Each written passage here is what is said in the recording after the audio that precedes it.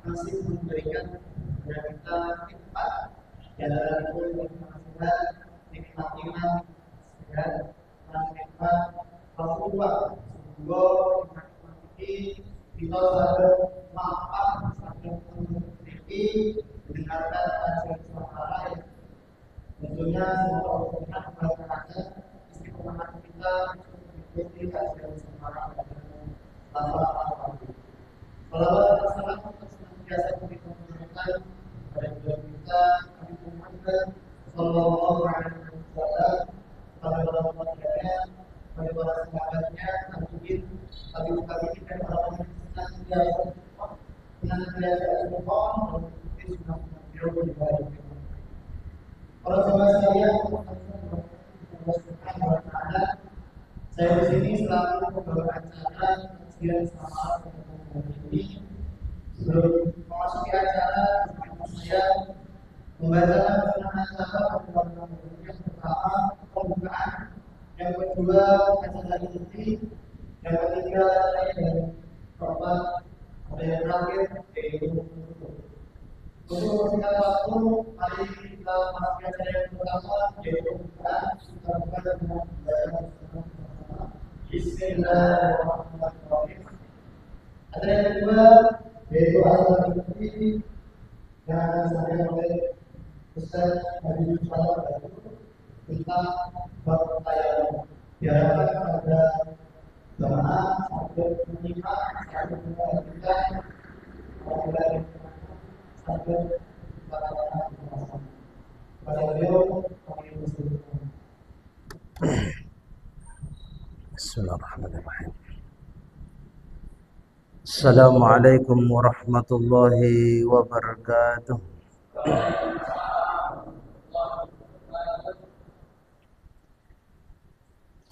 Innal hamdalillah nahmaduhu wa nasta'inuhu wa nastaghfiruh wa na'udzu billahi min shururi anfusina wa min sayyiati a'malina.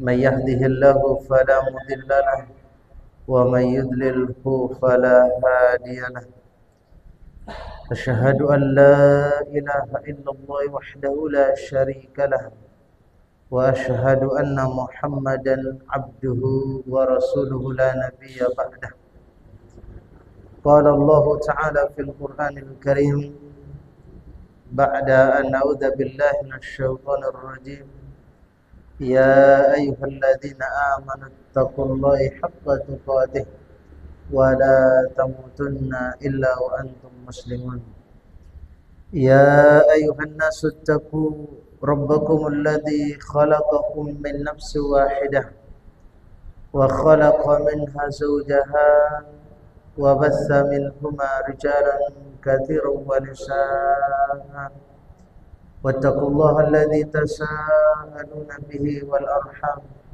إن الله كان عليكم رقيبا يا أيها الذين آمنوا اتقوا الله وقولوا قولا سديدا يصلح لكم أعمالكم ويغفر لكم ذنوبكم ومن يطع الله ورسوله فقد فاز فوزا عظيما اللهم صل وسلم على نبينا محمد صلى الله عليه وسلم وعلى آله وصحبه أجمعين أما بعد. Jamaah salat maghrib rahimakumullah. Alhamdulillah, pada kesempatan yang berbahagia ini insyaallah kita diberikan kemudahan oleh Allah Subhanahu wa taala untuk hadir di majelis ilmu. Man kharaja fi talabil ilmi fahuwa fi sabilillahi hatta yarji'ah. Bapak Ibu jamaah salat maghrib rahimakumullah. Babut tayammum. Babut tayammum. bab tayamum. Pengertian tayamum ini secara bahasa adalah al-qasdu. Al-qasdu itu berarti menginginkan sesuatu atau menyengaja. Ikhwani fiddin rahimani rahimakumullah.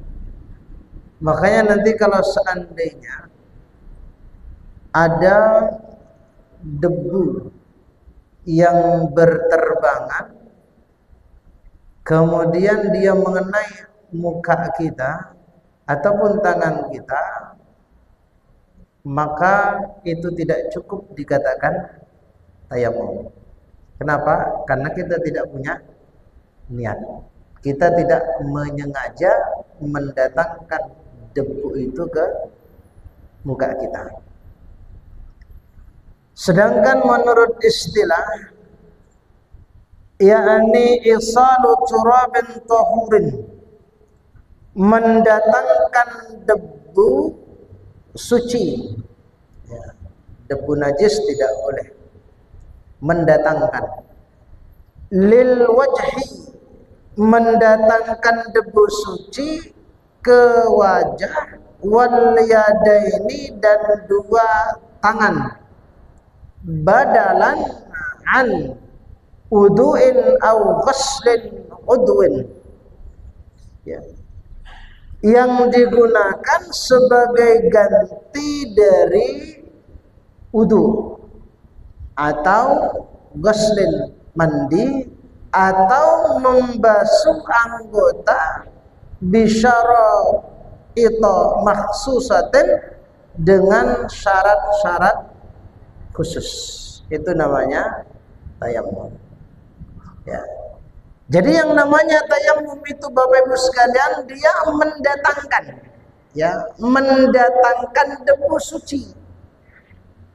Berarti nonsewu kalau kita menempelkan muka kita ke debu atau menempelkan tangan kita ke debu, itu tidak mencukupi. Kenapa? Karena tidak mendatangkan, tapi mukanya yang didatangkan.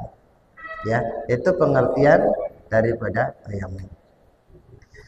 Kemudian dalil syariatkannya tayamum ini adalah kita ambil salah satunya adalah dalam surat Al-Maidah ayat yang ke-6. A'udzu billahi minasyaitonir rajim, falam tajidu ma'am fatayammamu sa'idan thayyiban. Maka jika kamu tidak memperoleh air ma'an, fatayammamu, maka hendaklah kamu, maka bertayamumlah dengan sa'idan thayyiban, dengan debu yang baik, dengan sa'id. Ya, nanti kita jelaskan apa yang dimaksud dengan sa'id itu menurut para ulama. Ya. Itu dalil dari Al-Qur'anul Karim. Kemudian dalil dari hadis Nabi sallallahu alaihi wasallam, wa ju'ilatil ard. Ya, ini hadis riwayat daripada Imam Ahmad. Wa ju'ilatil ardu kulluha li wa li ummati masjidan wa tahuran. Semua bagian bumi, kata Nabi, itu dijadikan bagiku, wa li ummati, dan umatku, sebagai tempat ibadah, sebagai masjid, ya, tempat ibadah dan alat bersuci. Wa tahuran. Ya, ini dalil dari sunnah hadis Nabi sallallahu alaihi wasallam. Jadi kan sekalian, subhanallah, ini adalah merupakan kasih sayang Allah subhanahu wa ta'ala kepada kita, kepada umat Nabi Muhammad sallallahu alaihi wasallam dalam syariat Nabi ini.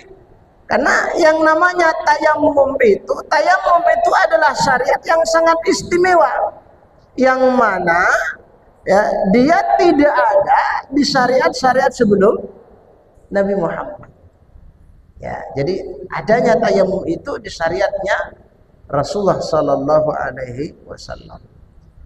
Kemudian yang berikutnya tentang jenis apa jenis debu yang boleh dipakai untuk bertayamum?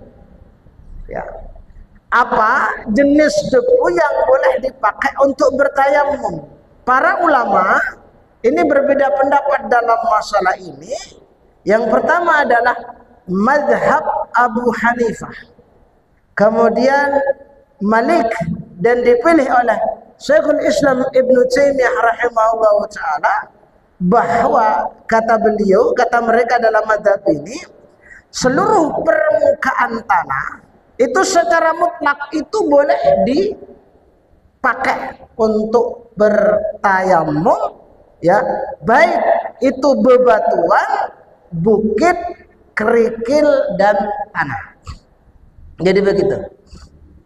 Saya ulangi, dalam mazhab Abu Hanifah bahwa seluruh permukaan tanah itu secara mutlak, apapun yang berada di atas tanah itu, yo batu, kemudian yo kayu, tembok, begitu, itu bisa kita jadikan untuk apa?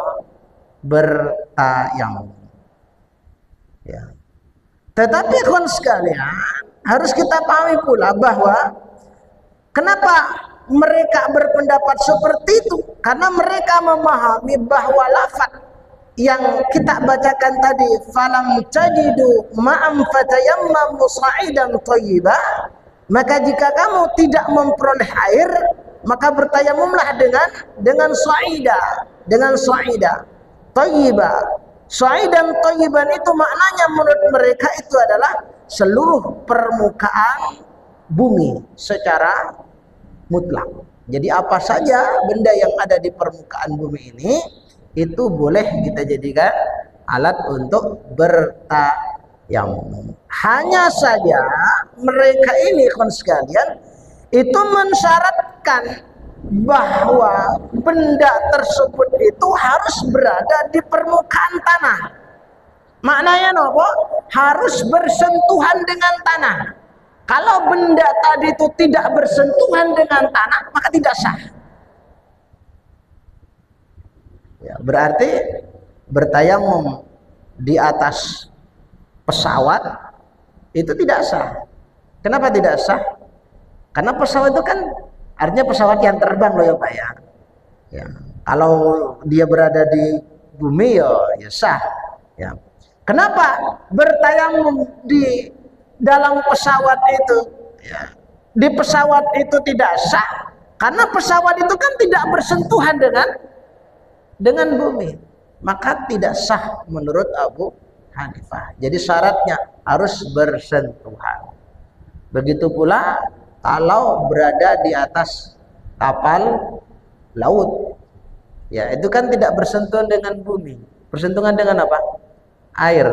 Tapi daripada tayamum, yang mendingan berwudu pakai air laut, karena air laut itu kan suci dan mensucikan. Ya, jadi syaratnya begitu. Seluruh benda yang ada di permukaan bumi ini boleh dan sah dipakai alat untuk bersuci, tapi sekali lagi syaratnya harus bersentuhan dengan bumi. Itu pendapatnya Abu Hanifah. Kemudian pendapat yang kedua, ikhwan sekalian, ini pendapatnya Imam Asy-Syafi'i. Dalam mazhab Asy-Syafi'iyah, bahwa yang dimaksud dengan permukaan tanah itu hanya debu saja, tidak bisa yang lainnya, hanya debu, ya. Kata mereka, tayamum itu hanya sah dengan menggunakan debu yang sifatnya itu lahu ghubarun itu maknanya berhambur itu yo berhambur. Makanya bertayamum menggunakan tanah yang basah itu tidak sah, tidak boleh. Ya, kenapa? Karena kan dia tidak berhambur. Ya, jadi sifatnya itu adalah lahu ghubarun, berhambur, ya, tanah yang dapat melekat pada wajah dan tangan. Bukan kalau berarti tanah becek, ya tidak boleh, tidak sah. Maka ikhwan sekalian, dimanapun seseorang mendapatkan debu, ini kita masih dalam mazhab Syafi'i, ya, dimanapun seseorang mendapatkan debu yang menempel di tangannya, selama memenuhi kriteria yang kita sebutkan tadi, maka sah digunakan tayamum.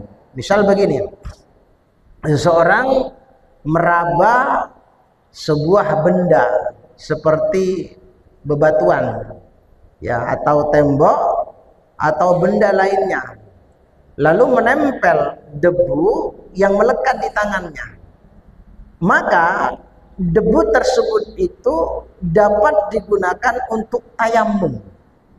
Sebab, ya, sebab ikhwanifidin rahimahullah, sejatinya debu yang menempel pada benda-benda tadi itu berasal dari tanah yang berhamburan karena hempasan udara. Jadi perhatikan dulu, kalau kita mau bertayamum menggunakan batu, pakai batu alatnya itu, ataupun tembok, pastikan itu ada debunya. Itu dalam mazhab Asy-Syafi'i. Nah, khonifuddin rahimahullah, jika di benda itu tidak ada debunya, maka benda tersebut tidak dapat digunakan untuk bertayamum. Itu dalam mazhab Syafi'i. Ketentuan ini, kata mereka, itu berlaku pada debu-debu yang menempel pada kursi kendaraan. Katakanlah bus, mobil, gitu kan.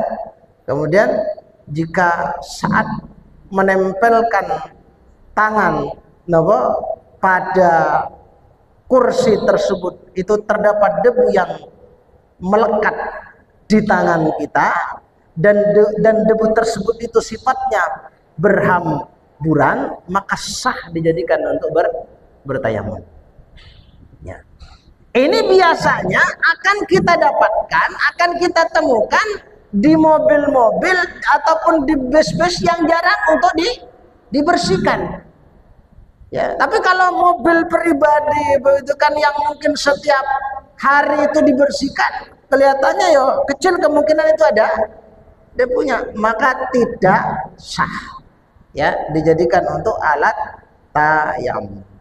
Jadi perhatikan dulu, harus ada debu yang menempel di benda itu. Kalau tidak ada, berarti tidak sah. Berapa jumlahnya? Berapa jumlah debu yang harus menempel di tangan kita kemudian kita usapkan ke muka kita tadi itu?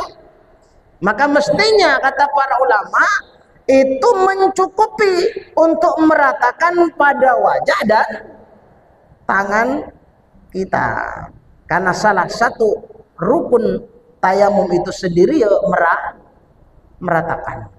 Ya, jadi salah satu rukun daripada tayamum itu meratakan anggota tayamum tadi itu dengan debu. Ikhwani fiddin rahimani rahimakumullah. Kemudian, ya, itu berbicara masalah jumlah, ya. Berbicara masalah jumlah berarti harus mencukupi, harus mencukupi. Kemudian persoalan yang berikutnya adalah orang yang bertayamum, dia sudah bertayamum. Nanti kita praktekkan tata cara bertayamum berdasarkan pendapat para ulama, berdasarkan hadis-hadis yang ada.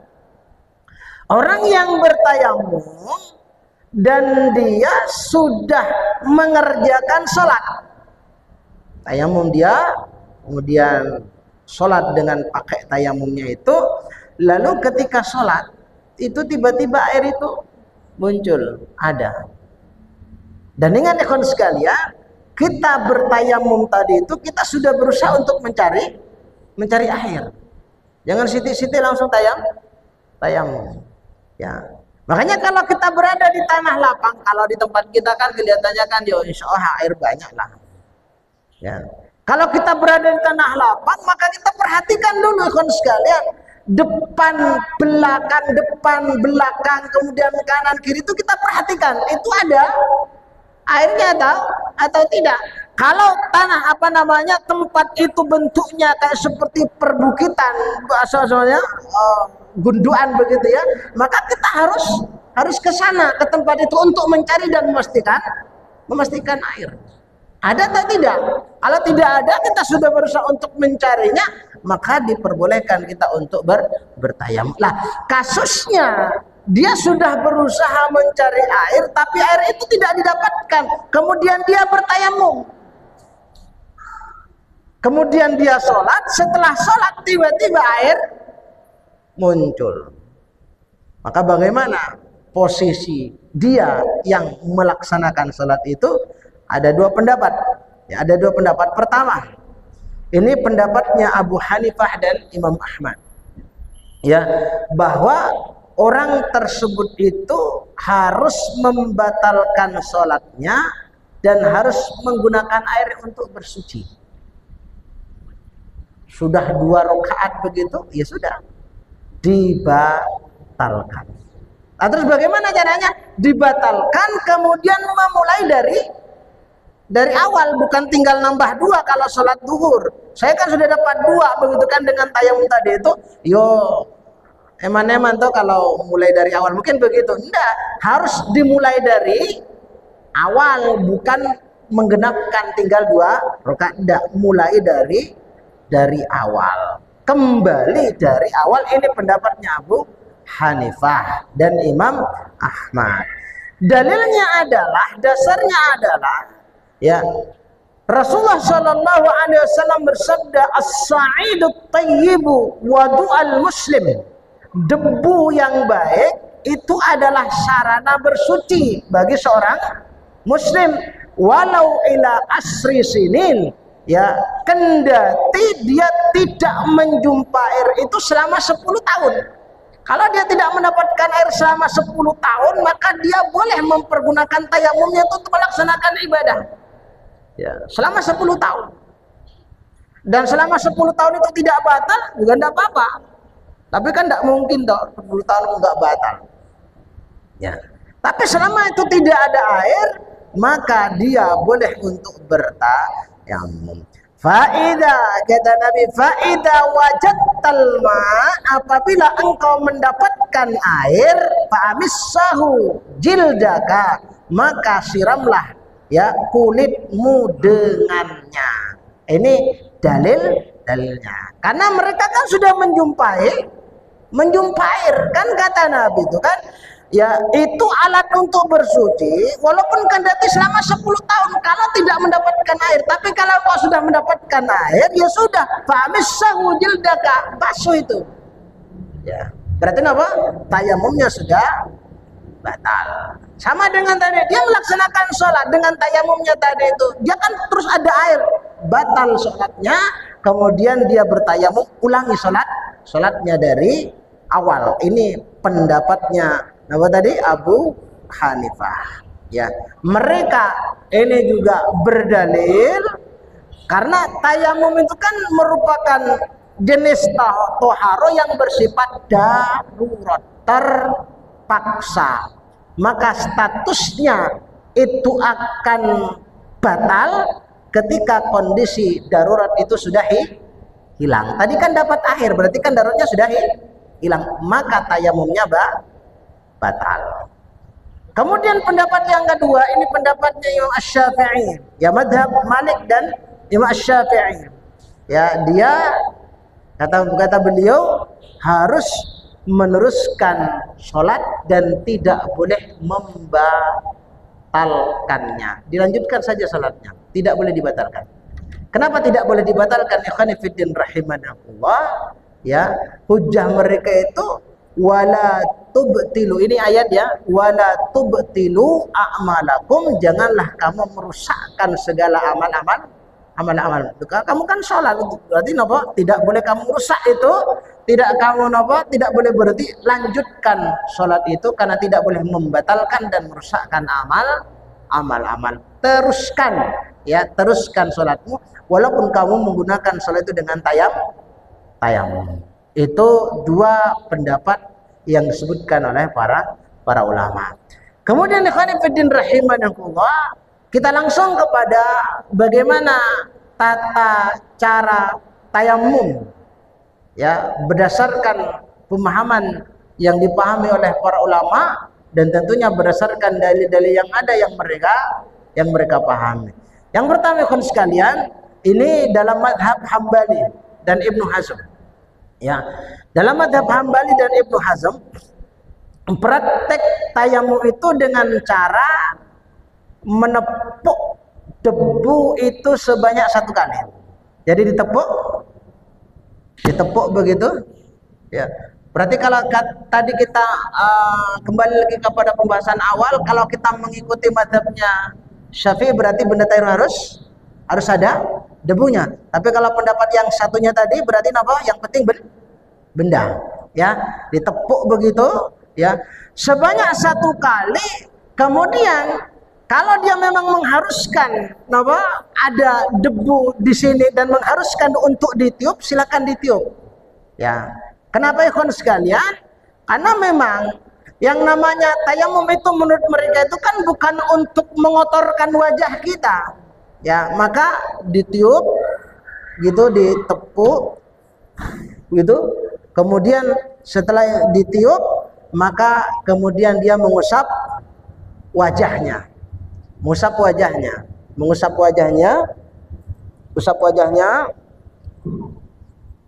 selesai. Atau cukup diginikan saja, itu selesai. Yaitu tayamum. Tayamum berdasarkan madhab Hambali. Ya. Kemudian bagaimana dengan tangannya? Kan cuma 1 kali tepukan. Maka setelah itu ikhwan sekalian, dia harus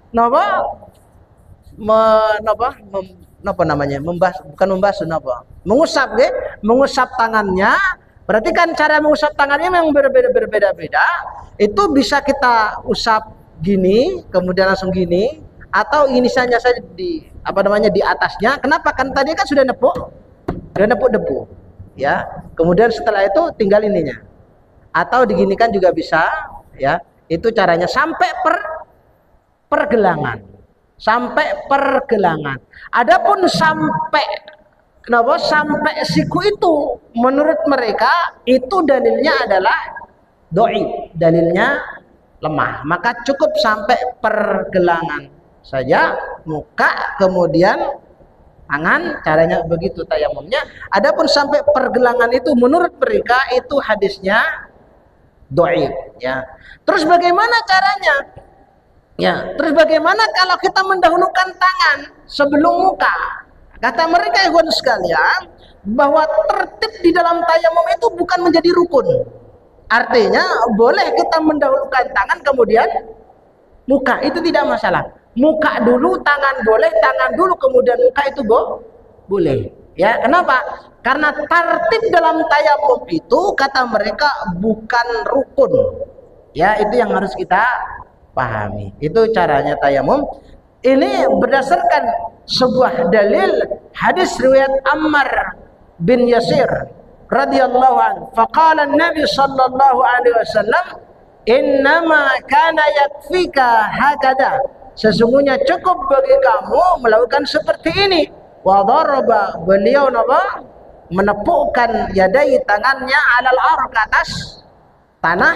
Wa masaha, dan beliau mengusap wajahnya, wa kaffai, dan kedua tangannya tidak sampai siku, ya, tidak sampai siku. Itu dalam mazhab Hambali dan Ibnu Hazm, ya. Dan kata mereka tidak mesti harus debunya itu harus tebal kemudian muka itu penuh dengan debu. Kenapa? Karena yang namanya tayamum itu kan bukan untuk mengotori wajah, ya. Jadi seperti itu. Cukup tarik, udah selesai, ya. Itu dalam mazhab Hambali dan Ibnu Hazm. Ya. Kemudian ikhwan fillah rahimakumullah, praktek yang kedua, ini bisa kita pakai salah satunya ya, Pak, ya.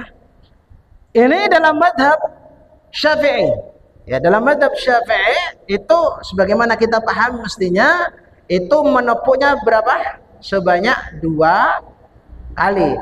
1 untuk wajah, 1 untuk mengusap tangan sampai siku. Dan ingat, kalau dalam mazhab Hambali itu tartib itu menjadi rukun. Ya, menjadi rukun menurut mereka. Artinya kalau menjadi rukun berarti kita harus mendahulukan wajah kemudian baru tangan. Kalau kita mendahulukan tangan kemudian wajah maka tidak sah tayamumnya, karena menurut mereka sekali lagi tartib di dalam tayamum itu menjadi rukun. Kalau Hambali tadi kan tidak, itu tidak menjadi rukun. Ya, at-tayammumu darbatani. Tayamum itu dua kali tepukan. Darbatun lil wajhi. Ya, satunya untuk wajah, wa darbatun, dan satunya untuk lil kafain, untuk tangan ini. Ya, sampai ilal mirfaqaini, sampai siku. Itu bagaimana prakteknya? Khanifuddin rahimahullah. Jadi prakteknya tadi kan harus urut ya, harus urut ya. Tepukkan untuk yang pertama kali, tepukan yang pertama ya. Kemudian setelah kita menepukkan ya, kita langsungkan ke wajah kita ya, ke wajah kita. Kalau saya dulu pernah mengikuti daurah itu, saya menyaksikan apa yang dipraktekkan oleh guru saya. Jadi, dan alhamdulillah saya punya sanadnya, kitabnya. Sampai tepukan, kemudian setelah itu kita tempelkan ke wajah. Terus turunkan ke bawah. Terus selesai. Jadi begitu caranya mengusap muka, wajah kita. Ya, jadi harus kena nopo? Harus kena semua nggih? Harus kena semua. Atau kalau pernah dipraktikkan ke kita dulu, saya pas ikut daurah itu cuma tarik dari atas sampai ke bawah. Udah. Ya, jadi begitu. Jadi seperti itu cara mengusap wajah.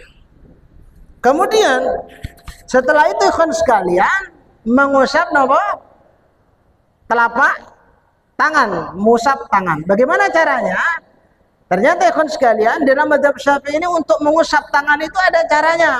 Ya kan sampai siku tadi. Maka caranya ini saya juga menyaksikan itu, dan ketika mendapatkan materi itu, jadi caranya adalah karena dalam mazhab Syafi'i ini kan mereka mengenal istilah yang namanya musta'mal, ya kan? Maka bagaimana caranya? Caranya adalah yang kita basuhkan, yang kita usapkan dulu kan kanan. Ya, maka caranya begitu. Caranya begini, ya. Caranya begini, ya. Kemudian setelah itu kita ini harus pas ini. Kita tarik ke belakang. Sampai ke siku. Sampai siku. Setelah sampai di siku itu diputar.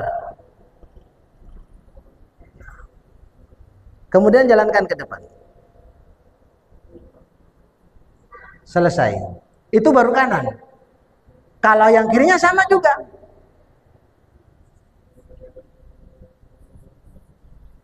Selesai. Jadi begitu. Sakit ya Pak ya? Itu caranya tayamum. Karena dalam mazhab Syafi'i itu ada yang namanya musta'mal. Selesai cara bertayamum. Kita mau milih yang mana? Ya semoga dalam mazhab Hambali begitu. Kemudian dalam mazhab Syafi'i juga begitu. Tata cara praktek tayamum. Demikian khonifuddin rahimahullah. Sudah adzan mungkin? Sampun nggih. Mudah-mudahan memberikan manfaat. Ya, ada materinya sebenarnya masih sisa lagi, tapi karena sudah waktunya sudah sampai, saya cukupkan. Kita adzan dulu mungkin. Demikian. Wabillahi taufiq wal hidayah. Assalamualaikum warahmatullahi wabarakatuh. Untuk yang memakai dua kali tepukan, tepukan yang pertama itu untuk wajah, ya. Kemudian tepukan yang kedua untuk tangan sampai siku. Ya, itu praktek. Kemudian setelah itu tinggal itu tata cara. Kemudian perlu kita perhatikan juga untuk menepukkan, untuk menempelkan tangan kita ke debu itu, ya. Kalau hanya sekedar menempelkan tanpa menepukkan itu sudah bisa ada debunya, maka itu tidak masalah, sah-sah saja. Ya cuma ditaruh begitu, kemudian ada debu, ya itu sudah cukup. Ya itu dalam mazhab Syafi'i. Demikian persekalian, ada yang ditanyakan tambahannya?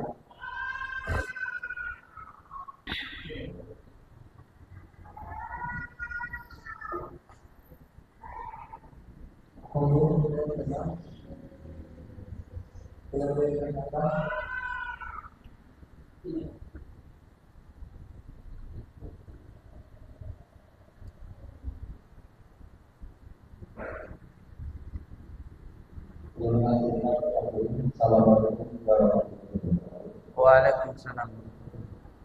Kalau saya memahami tadi, saya menurut imam saya itu kan kalau itu memahami dan memberi keputusan untuk ditanya dan juga untuk dan lain kalau kita tanya pun sebenarnya kita lagi atur untuk masa siapa.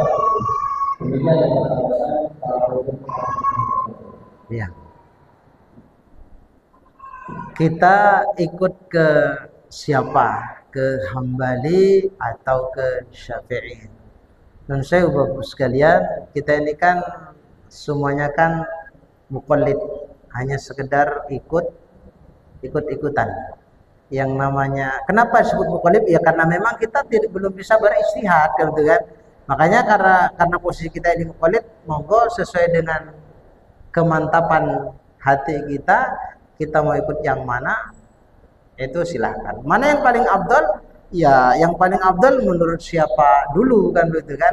Kalau menurut mazhab Hambali ya afdalnya ya pakai satu tepukan. Kalau Syafi'i berarti dua tepukan. Monggo kita mau milih yang mana, dipersilahkan sesuai dengan keyakinan kita masing-masing.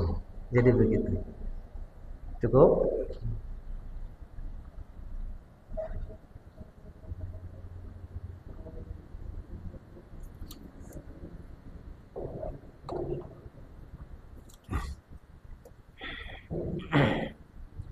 Selesai.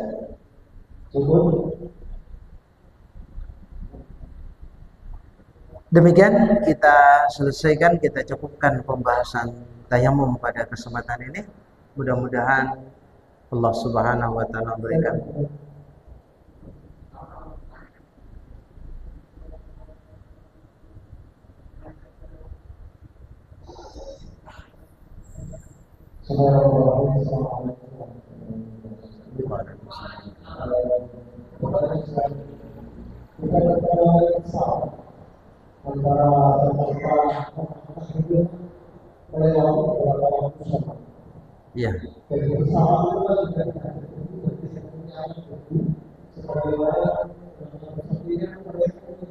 Ya. Sementara bersama itu kita pasti memakai ya seperti dengan saya memberikan solusi yang berbeda. Sementara kondisi yang tidak ada itu, air yang dibatasi, kita akan melakukan beberapa usul yang bersama. Ya. Jadi begini, kalau kita berbicara dalam mazhab Syafi'iyah, di atas pesawat katakanlah Indonesia sampai Mekah sana berhari-hari gitu. Napa di atas pesawat gitu, lama lah gitu kan. Kan tidak ada debu. Kalau di atas pesawat itu jelas kan bersih-bersih tuh kursinya itu kan kelihatannya nggak ada debunya kelihatannya itu. Makanya kalau sekalian kita ada yang berpendapat begini, sekali lagi kita kan berbicara masalah fikih. Ya, ada yang berpendapat dia harus melaksanakan sholat tanpa tayamum, tanpa wudhu dan tanpa tayamum. Terus bagaimana dengan sholatnya? Karena yang namanya sholat itu kan kata para ulama, dia posisinya itu kan juga harus bersentuhan dengan bumi. Ya, maka sholat di atas pesawat juga tidak sah. Lah, terus bagaimana kita sholat di atas? Ya, kita harus melaksanakan sholat di atas pesawat untuk menghormati. lihurmatil waqt bahasanya. Lah nanti kalau sudah sampai ke darat kata para ulama, ya ini fikih ya, itu silahkan nanti diqadha. Ya, sebanyak sholat yang dia kerjakan di atas pesawat itu. Maka fattaqullahi mastata'tum, bertakwalah kalian kepada Allah sesuai dengan kemampuan kalian. Ini fikihnya Ustaz. Jadi begitu. Atau ada pendapat yang lain mungkin yang pernah baca. Jadi yang saya pahami begitu, sholat ada mengatakan tanpa wudu, tanpa tayamum, sholat nanti sudah sampai darat dia mengqadha sholatnya itu. Tapi insya Allah yang namanya, tapi kelihatannya di atas pesawat bisa nggak kira-kira pakai wudu? Cukup pakai satu apa itu kan bisa nggak? Kan hanya sekedar kita kan pakainya kan yang wajib-wajib saja toh. Kan cuma hanya sekedar ya, tadi kalau berbicara sebagaimana yang disampaikan oleh beliau sebelum-sebelumnya kan harus ada air mengalir gitu kan. Ya, ada air mengalir. Tapi kan ya ada juga yang mengatakan tidak mesti harus mengalir, yang penting apa? Basah mukanya, yang wajib-wajib saja yang dia basuh. Jadi begitu Ustaz yang saya paham. Jadi sholat tanpa wudu, tanpa tayamum. Tapi insya Allah kalau dia ada pesawat itu kan ada kan biasanya kan di tempat kamar mandinya itu kan. Ya, saya soalnya pernah naik pesawat ya berapa kali gitu. Jadi di tempat nopo namanya mandinya itu kan ada air mancur yang kecil itu kan. Itu kan cukup insya Allah itu kan untuk berwudu. Tapi tadi itu sudah diizinkan atau tidak, kata para ulama kan harus minta izin terlebih dahulu. Karena kalau tidak minta izin, ya berarti kan kita sama menggunakan air yang bukan menjadi haknya kita. Tapi kalau secara umum sudah diizinkan, ya silahkan untuk berwudu dengan itu. Wallahu a'lam. Jadi begitu Ustaz mungkin. Cukup nggih? Monggo Ustaz.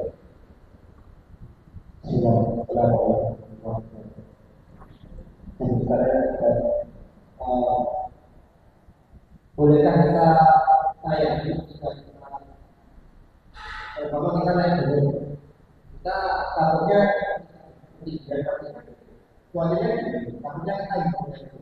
Takutnya? boleh kita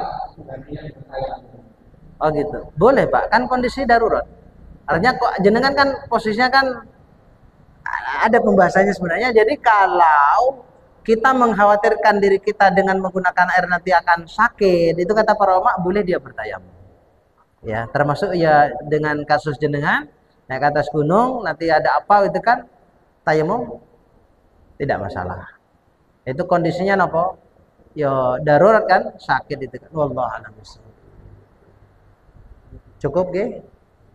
Cukup? Demikian yang bisa kita sampaikan, mudah-mudahan bisa memberikan manfaat. Wabillahi taufiq wal hidayah. Wassalamualaikum warahmatullahi wabarakatuh.